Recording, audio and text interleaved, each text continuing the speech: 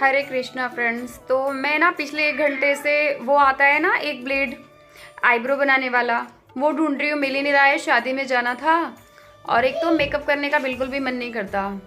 अब वो बिना आईब्रो बनाए ही पार्टी में जा रही हूँ। और ये देखो क्या बनी हुई है, क्या बनी हुई है।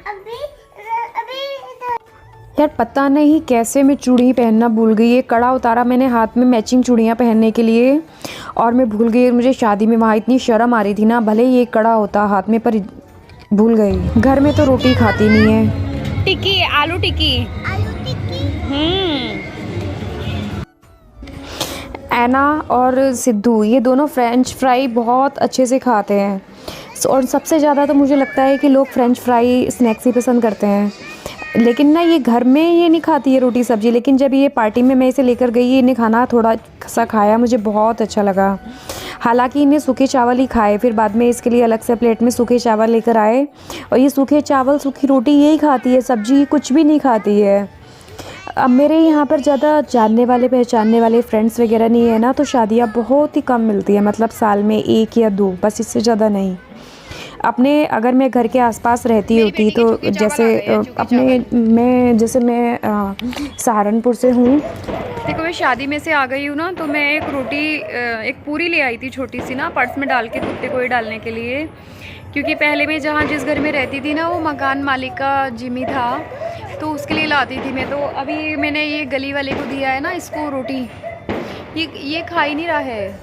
ये खा ही नहीं रहा है रोटी, पता नहीं क्यों। अगर ये खा रहा होता तो इसको दे देती पूरी रोटी और इसका क्या कहते हैं पेट भर जाता। क्यों नहीं खा रहा है रोटी? ये छोटा सा है ना, प्यारा सा है ये, और तुम शैतान सी हो। ऊपर मैं व्लॉगिंग करने के लिए आई थी, पर किसी वजह से मैं नहीं कर पाई। यहीं पर मुझे कैमरा रोकना पड़ा। अच्छी लग रही है मेरी बाबू, दिखाओ दिखाओ दिखाओ दिखाओ। अरे वाह। और मम्मा ने एक चोटी ये बनाई है, और दूसरी चोटी कहाँ बनाई है? दूसरी यहाँ पे। अरे वाह, तो बहुत सुंदर मुंदर लग रही है। बाय। देखो दोस्त, देखो दोस्त। बाय। इनको देखकर यार मुझे बहुत तरस आ रहा था। मतलब पता नहीं इनके बच्चे इनके साथ रहते हैं नहीं, बहुत ही 70-80 साल के लग रहे थे। मैं पहले गर्मियों में यहाँ पर ना घूमने आती थी, और अभी मुझे लग रहा है कि जैसे मेरा घर बन रहा है ना, तो वो नॉर्मल सी कॉलोनी में बन रहा है।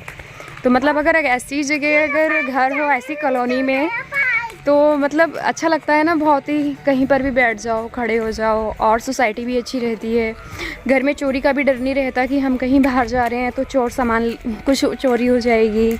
बहुत ही नीट एंड क्लीन और बहुत ही अच्छी सोसाइटी है ये। प्लाजियो है ये, प्लाजियो।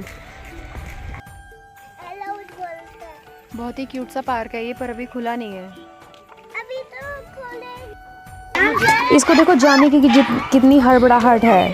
और ये हम सबसे पहले आए थे ना, तो ये पार्क खोल ही नहीं रहा था। कह रहा था कि एक बच्चे में मैं नहीं खोलूँगा, जब 3-4 बच्चे हो जाएंगे। और सिर्फ 1 घंटा पार्क खोलते हैं ये।